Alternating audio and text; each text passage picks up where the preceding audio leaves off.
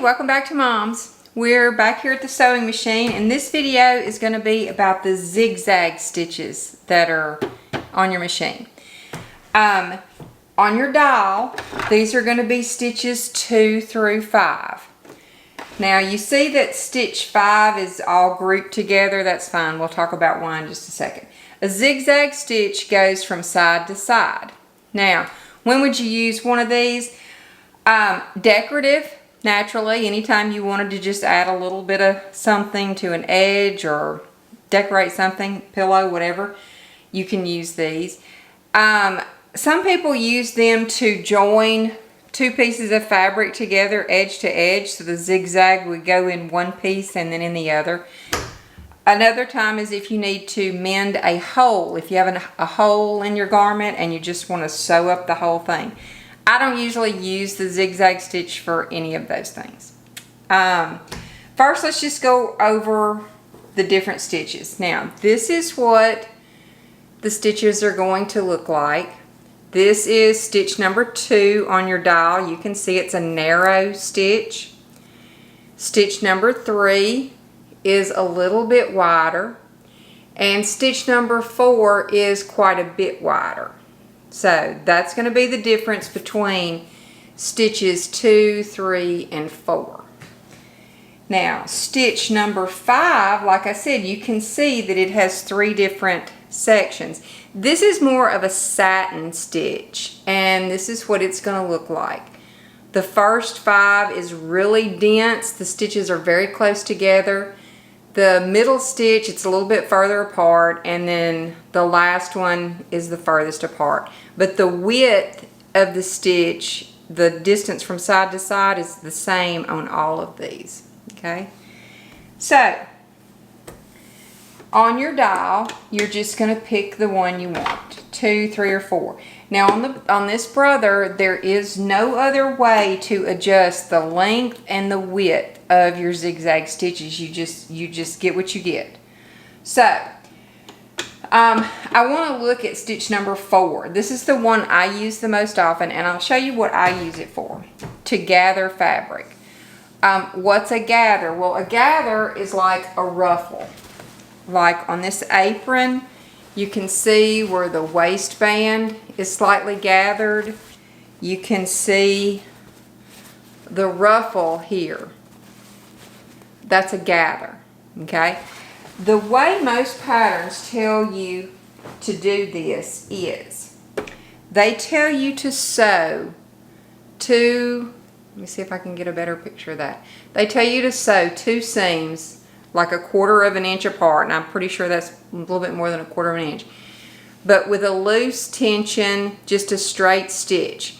Then you gather up the 2 back threads on this and you pull them.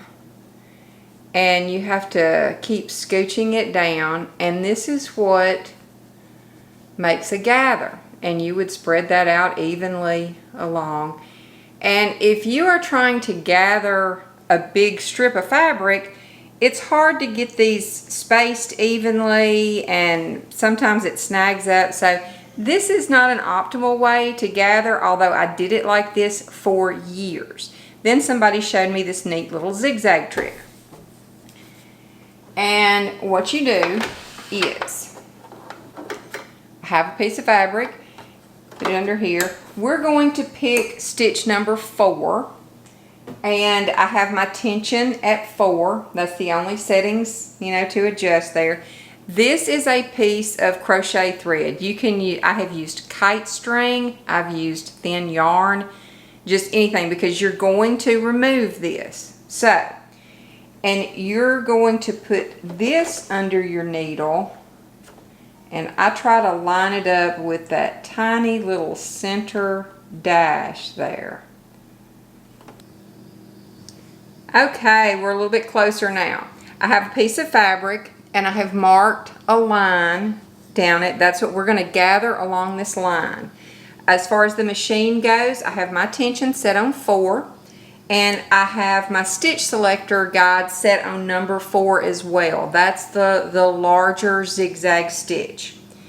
So I'm going to lay my piece of crochet thread right along that line, and then I'm going to slip it under the needle so that the crochet thread, which is on the line, is lined up. There's a little dash right in the center of your foot. Right along there, there's a little dash. You can barely see it, but it's there. But anyway, you can eyeball the center of your foot. When you start sewing your zigzag stitch, the needle is going to go here and here and here and here. You want to sew across this piece of thread. You do not want to catch the thread. If you catch it, it's not going to work. So, put your needle in and then give it just a little bit of pressure. Now we're going to go slowly, and I'm watching. I don't ever want to poke into my crochet thread. And then once you get it going,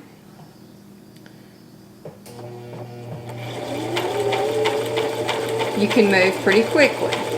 Just be careful.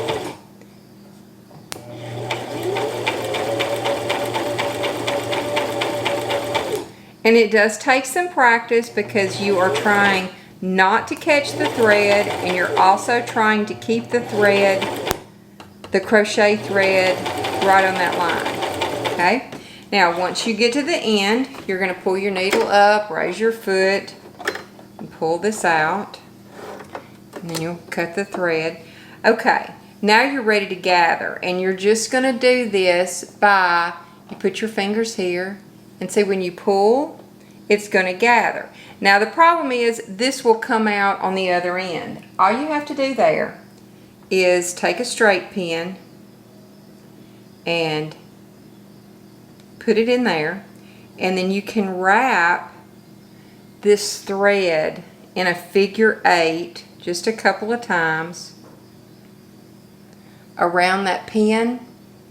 See, I've wrapped it. Now when I pull on the other end, it's going to give me a nice even gather all the way across. And you could fluff this out. What will happen, you'll have a guide, and it's going to say gather your fabric to fit this smaller space. So you can, you know, cinch it up however small you need it. And then you're going to spread that out some. Then you'll take, you'll take another piece of fabric and lay it on top. And then you're going to sew along there. And that's what's going to lock in your gathered stitches. Okay? So that's pretty much what you need to know about your zigzag stitches. If you have any questions, drop them in the comment block and I'll see what I can do for you. Thanks for watching. Bye.